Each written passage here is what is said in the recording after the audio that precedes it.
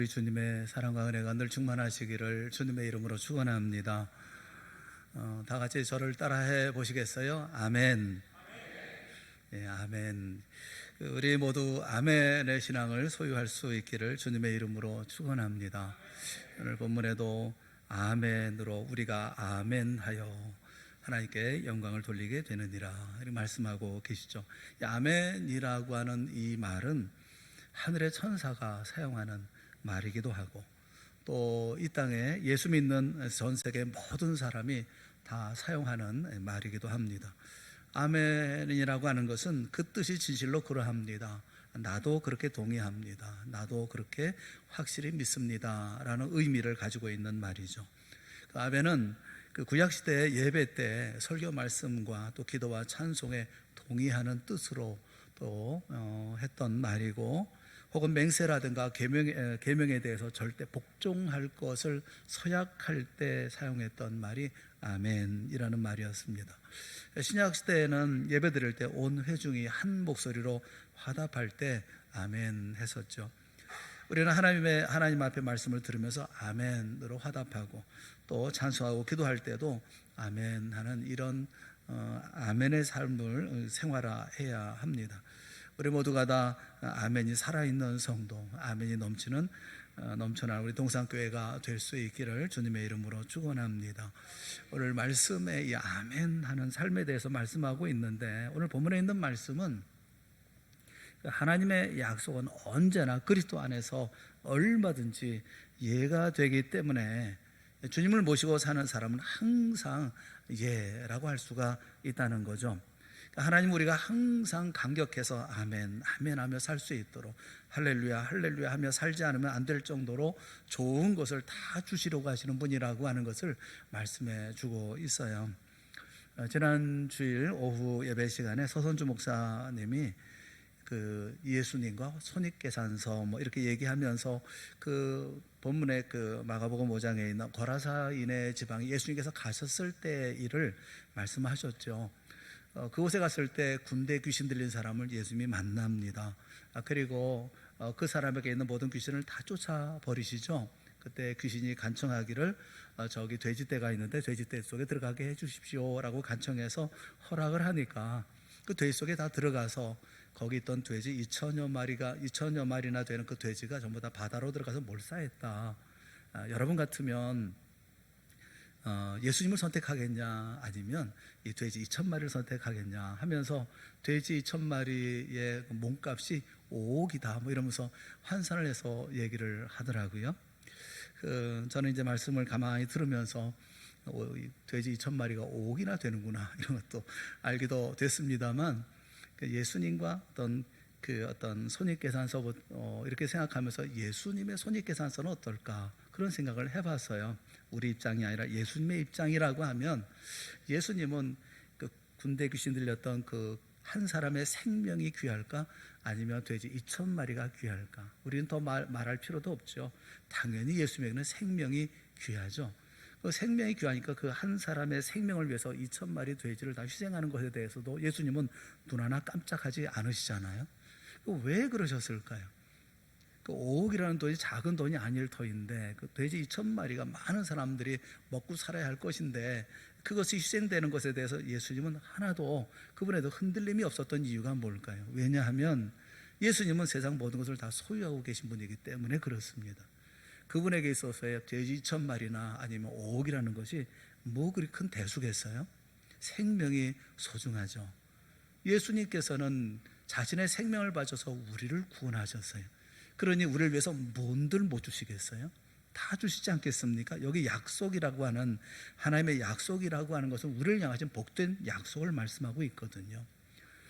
마태복음 7장 7절에 있는 말씀, 우리가 잘 아는 말씀인데, 마태복음 7장 7절에 있는 말씀 같이 한번 봅시다. 시작. 구하라 그리하면 너에게 주실 것이요, 찾으라 그리하면 찾아낼 것이요, 문을 두드리라 그리하면 너에게 열릴 것이니. 구하는 자에게 주실 것이고, 찾는 자는 찾아낼 것이고, 두드리는 자에게 열어줄 것이라고 주님께서는 말씀하고 계셔요.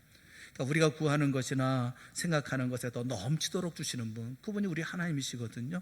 에베소서 3장 20절 말씀에 보면 우리 가운데서 역사하시는 능력대로 우리가 구하거나 생각하는 모든 것에 더 넘치도록 능히 하실 분, 그분이 바로 우리 하나님이시죠. 그뿐이겠습니까?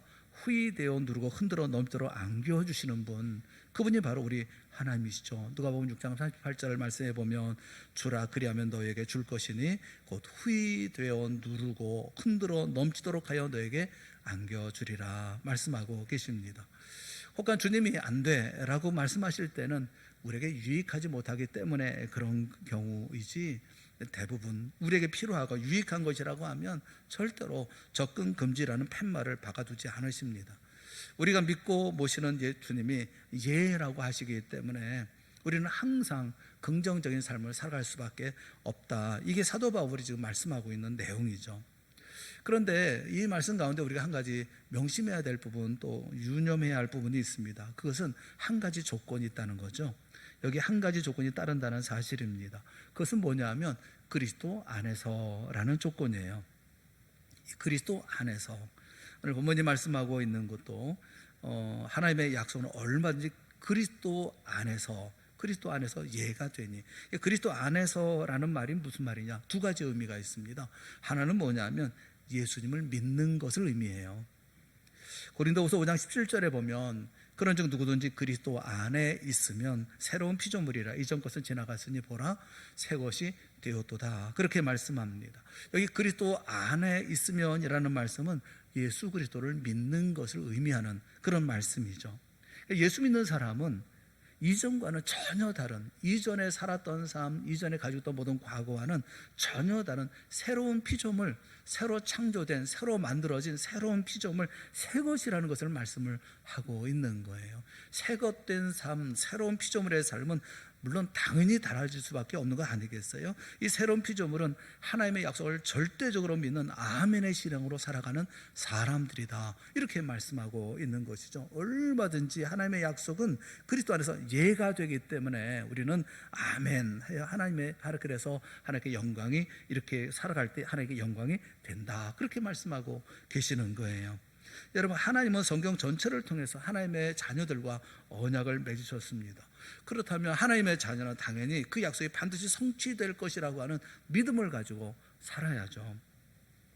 마가복음 11장 23절 말씀에 보면 이렇게 말씀해요. 내가 진실로 너에게 이르노니 누구든지 이 산더러 들리어 바다에 던져지라 하며 그 말하는 것이 이루어질 줄 믿고 마음에 의심하지 아니하면 그대로 되리라.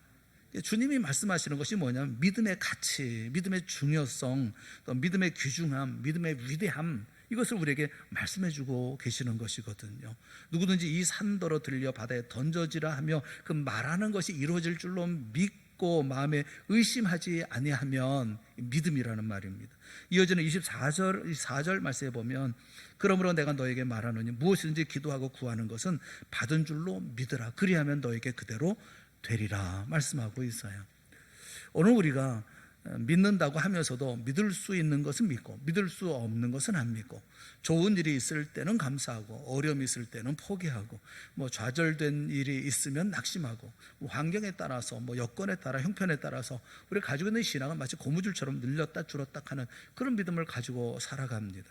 믿음이라는 것은 뭐냐면 바랄 수 없는 것을 바라고 믿을 수 없는 것을 믿고 보이지 않는 것을 기대하고 안 되는 것을 될 줄로 확신하는, 그게 믿음인 거예요. 가나안 땅을 40일 동안 정탐하고 돌아와서 이스라엘 백성들에게 그것은 젖과 꿀이 흐르는 땅이다 라고 보고하면서 우리가 곧 올라가서 그 땅을 취하자, 능히 이기리라 믿음으로 고백했던 여호수아와 갈렙은 가나안 땅에 들어갔죠. 하지만 탐지한 땅을 믿음의 눈으로 바라보지 못하고 악평했던 10명의 정탐꾼은 가나안 땅에 들어가지를 못했습니다. 우리 주님은 우리를 향하신 하나님의 약속을 우리가 믿기를 바라시죠. 또 입으로 고백하기를 원하시고 또 그 약속을 누리며 살기를 원하십니다. 두려워할 이유가 없어요. 걱정할 이유가 없는 거예요. 저는 오늘 공동회에서 누가 세워지든 우리 교회는 우리 주님이 인도하시는 교회라고 하는 사실을 믿기를 바라는 겁니다. 내일이라고 하는 날은 사람의 날, 우리가 결정해서 내일을 결정하는 게 아니에요. 우리 사람의 날이 아니라 내일은 우리 주님의 계획과 그 약속의 성취의 날이 내일인 것이죠. 우리는 너무 걱정이 많은 것 같아요. 누구를 선택해야 될까? 누구를 세워야 할 것인가? 이렇게 걱정이 많은 것 같습니다. 여러분, 예수님의 선택은 어떻게 이해를 하시겠어요? 예수님은 베드로를 선택하셨어요. 수제자로 베드로를 선택했습니다. 그 제대로 된 선택일까요? 예수님은 이방의 사도로 바울을 선택했어요. 이게 제대로 된 선택이라고 여러분 생각하십니까? 우리 사람이 생각할 때는 도무지 베드로 성격 급하고 뭐 왈가닥 딸가닥 하는 이런 성격을 가지고 있는 베드로, 이런 사람이 어떻게 이 바위 같은 삶을 또 신앙생활을 할 수가 있겠어요? 바울 같은 사람은 예수님을 믿는 사람을 핍박했던 사람, 또 박해했던 사람이 아닙니까? 그런 사람을 찾아가서 그 사람을 예수님의 그 복음의 증인으로, 이방을 위한 복음의 증인으로 세운다는 게 말이 되는 거겠어요? 아나니아도 말씀을 듣고 난 다음에 이게 그런 맞는가 틀리는가 다시 물어보잖아요. 그 사람이 어떤 사람인 줄 아십니까? 하고 물어보잖아요. 여러분, 너무 두려움을 갖고 살아가는 것 같아요. 너무 걱정하며 사시는 것 같아요. 예수 그리스도를 믿는 거예요. 우리는 주님을 믿는 거예요. 그럴 때 언약의 모든 약속의 말씀이 다 실현되어지는 건 아니겠어요? 그 마태복음 9장과 마가복음 5장에 보면 12회를 혈루증으로 앓던 한 여인이 있었습니다. 이 여인이 온갖 의사를 다 찾아다녔지만 돈과 시간만 허비할 뿐이었고 고침받지 못했죠. 오히려 더 병이 중해졌다, 이렇게 말씀해요. 그러던 어느 날 예수님의 옷가만 만져도 병이 낫겠다라는 그런 믿음이 생겨서 그런 예수님을 찾아옵니다. 예수님의 옷가를 만집니다. 그러자 주님의 능력이 그에게 나타나잖아요. 예수님께서 그 여인을 향해서 뭐라고 말씀합니까? 딸아, 안심하라, 네 믿음이 너를 구원하였다, 이렇게 말씀하세요. 평안히 가라, 내 병에서 놓여 건강할지어다, 그렇게 말씀하십니다. 안심하라, 평안히 가라. 주님을 만났을 때 주님께서 주셨던, 이 여인에게 주셨던 말씀이에요. 그 말씀대로 그는 병이 다 나았던 것이죠. 이 와중에 그 자신의 딸이 이미 죽었다고 하는 것을 소식을 듣고 절망하고 있었던 한 사람이 있죠. 회당장 야이로였습니다. 그런 회당장 야이로에게 주님께서 뭐라고 말씀하십니까? 두려워하지 말고 믿기만 하라 말씀하셔요. 그리고 그의 집에 찾아가셔서 그의 딸의 손을 잡으시고 달리다고 말씀하셔서 12살 된 그 딸을 다시 살려주시지 않습니까? 두려워하지 말고 믿기만 하라. 사랑하는 성도 여러분, 의심하지 마시고 걱정하지 마시고 두려워하지 마시고 예수 그리스도 우리 주님만 믿는 여러분 모두가 되어질 수 있기를 주님의 이름으로 축원합니다. 언약의 약속의 말씀이 우리에게 이루어지는데 그리스도 안에서, 그리스도로 말미암아 이 모든 것이 이루어진다고 하는 사실을 믿는다는 것은 우리가 예수님을 믿는다는 것을 의미하는 거예요. 믿는 사람에게 이 언약의 약속의 말씀이 실현되어지고 다 이루어지는 것이죠. 또 한 가지, 그리스도 안에서라는 말의 두 번째 의미는 뭐냐면 순종입니다. 주님께 순종한다라는 의미예요. 주님의 말씀이 내가 어떤 유익이 있는가, 뭐 이런 말미암아 내가 어떤 해를 당하지 않을까, 어떤 이해타산으로 하나님 주님의 말씀을 대하면 안 된다는 겁니다. 어떤 것이 주님의 뜻이냐, 다만 이것만 구별할 줄 알아야 된다는 거예요. 주님의 뜻이라고 하면 내 생명과 모든 정성을 다 바쳐서 순종해야 한다는 것입니다. 여러분, 하나님이 우리를 통해서 가장 기뻐하시는 일들이 있는데 그 중에 하나가 뭐냐면 순종입니다. 사무엘상 15장 25절 22절 말씀에 보면 순종이 제사보다 낫고 듣는 것이 순양의 기름보다 낫다라고 말씀하고 있잖아요. 순종이라는 사마라는 이 말은 예속시킨다, 복종시킨다, 또는 굴복시킨다, 그런 뜻을 가지고 있어요. 그러니까 어떤 이해관계 때문에 어떤 신앙과 양심과 인격을 저버리고 사람들 앞에, 환경 앞에 굴복되어지는 것이 아니에요. 주님 앞에서 복종하고 굴복하고 그리고 주님께 예속된 삶을 살아가는, 주님께 모든 것을 맡기며 살아가는 그 말씀을 순종하며 살아갈 때 존경과 그리고 영광과 높임을 받는 사람이 된다고 하는 것을 우리에게 말씀해 주고 있는 것입니다. 요한복음 3장 36절에 있는 말씀은 굉장히 중요한 말씀인데 우리 한번 다 같이 읽어봤으면 좋겠어요. 다 같이 봅시다. 시작. 아들을 믿는 자에게는 영생이 있고 아들에게 순종하지 아니하는 자는 영생을 보지 못하고 도리어 하나님의 진노가 그 위에 머물러 있느니라. 주님께 순종하는 자와 순종하지 않는 자의 차이에 대해서 말씀하면서 여기 영생을 말씀하셔요. 영생을 소유했느냐 못했느냐에 엄청난 차이가 있다고 말씀하십니다. 심지어는 순종하지 않는 사람을 가리켜서 오히려 하나님의 진노가 그 위에 머물러 있다라고까지 말씀을 하고 계십니다. 사랑하는 여러분, 하나님은 순종하는 자에게 많은 복을 약속해 주셨어요. 히브리서 11장 8절에 보면 믿음으로 아브라함은 부르심을 받았을 때 순종하여 장래의 유업으로 받을 땅에 나아갈새 갈 바를 알지 못하고 나아갔으며 라고 말씀하죠. 하나님이 아브라함에게 갈대아 우르를 떠나라고 했을 때 아브라함은 아멘 하고 즉시 순종합니다. 그 결과 하나님이 그로 하여금 믿음의 조상이 되게 하고 복의 근원이 되게 해주지 않습니까? 하나님의 지시를 순종하면 하나님이 아브라함에게 아브라함의 모든 책임을 져주셨던 것처럼 오늘 우리에게도 하나님께서 책임져 주실 것이라고 하는 것을 순종할 때 이와 같은 놀라운 역사가 있다는 사실을 믿는 우리 모두가 될 수 있기를 바라요. 심지어 하나님은 신명기 15장 4절 말씀을 보면 내가 만일 내 하나님 여호와의 말씀만 듣고 내가 오늘날 내게 내리는 그 명령을 다 지켜 행하면, 그 말씀을 듣고 그 명령을 다 지켜 행하면 네 하나님 여호와께서 내게 기업으로 주신 그 땅에서 너에게 주신 그 땅에서 내가 반드시 뭘 줘요? 복을 주시리니, 복을 받으리니, 내가 반드시 복을 받으리니 너희 중에 가난한 자가 없으리라. 이 말씀 믿으시기를 주님의 이름으로 축원합니다. 하나님의 말씀에 순종하면 하나님이 복을 주셔서 가난한 자가 얻게 해주신다, 그렇게 말씀하셔요. 여러분, 그래서 우리가 주님의 말씀에 순종한다고 하는 것은 굉장히 마음을 강하게 해야 할 필요가 있어요. 하나님이 여호수아에게 큰 일을 맡기시지 않습니까? 그때 먼저 하셨던 명령이 있습니다. 여호수아 1장 7절 말씀에 보면 오직 강하고 극히 담대하여, 오직 강하고 극히 담대하여 나의 종 모세가 내게 명령한 그 율법을 다 지켜 행하고 우로나 좌로나 치우치지 말라. 그리하면 어디로 가든지 형통하리니, 그렇게 말씀하고 있어요. 순종할 때 우리가 어떻게 해야 되느냐 하면 마음을 강하게 하고 극히 담대해야 된다는 거예요. 여호수아에게 하나님께서 너는 마음을 강하게 하고 담대하게 하라라는 말씀을 3번이나 거듭해서 말씀하십니다. 여리고 이 가나안 땅에 들어가서 이 여리고의 전쟁, 가나안 족속과의 전쟁을 대비해서 마음을 강하게 하라는 말씀입니까?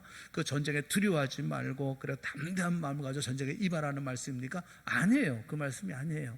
말씀을 가만히 살펴보세요. 너는 마음을 강하게 하고 그렇게 담대해서 뭐 하라는 겁니까? 나의 종 모세가 내게 명령한 그 율법을 다 지켜 행하라는 거예요. 하나님의 말씀을 지켜 행하는데 어떻게 해야 됩니까? 강한 마음을 가져야 되고 담대한 마음을 가지라는 겁니다. 좌로나 우로나 치우치지 말라는 겁니다. 그리하면 어디로 가든지 형통할 거다, 그렇게 말씀하고 있어요. 오늘 공동회에 임하는 여러분들 모두가 다 마음을 강하게 하고 담대하게 하고 주의 말씀에 순종하는 우리 공동회가 되어질 수 있기를 주님의 이름으로 축원합니다. 주님의 뜻을 행하는 일이에요. 이건 주님의 뜻을 행하는 것이지 뭐 마음이 약해서 뭐 정에 끌려서 뭐 관계에 끌리고 뭐 혈육 때문에 이런저런 이유로 함부로 행하는 우리가 되지 않기를 바라는 것입니다. 우리 주님은 병든 자를 불러서 건강한 자가 되게 하시고 죄인을 불러서 구원받게 하시고 지옥 갈 사람을 불러서 천국 가게 하시고 흉악한 자를 불러서 의인 되게 하시고 복을 주시기 위해서 우리를 불러주셨습니다. 이제 우리는 한 가지, 순종만 하면 되는 거예요. 우리 모두 순종의 사람이 되어져서 주님께서 내리시는 놀라운 복을 누리는 우리 모두가 될 수 있기를 바라는 겁니다.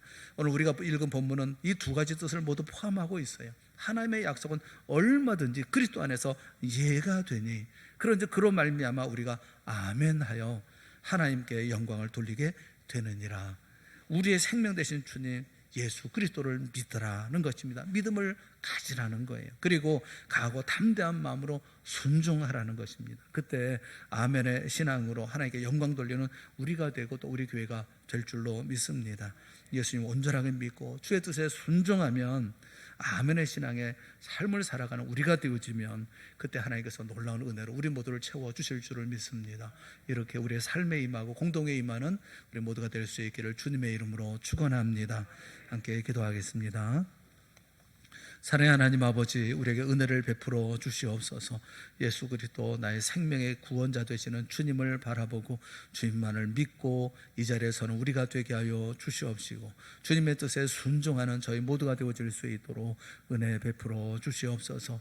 이제 공동회를 시작하려고 합니다. 주님이여, 주님의 뜻이 이루어지는 귀한 공동회가 되게 하시고 주님만이 주관하시며 앞에서 인도하고 또 함께하는 모든 성도들에게 내리시는 은혜가 충만한 공동회가 되어질 수 있도록 복 내려 주시옵소서. 예수님의 이름으로 간절히 기도드리옵나이다.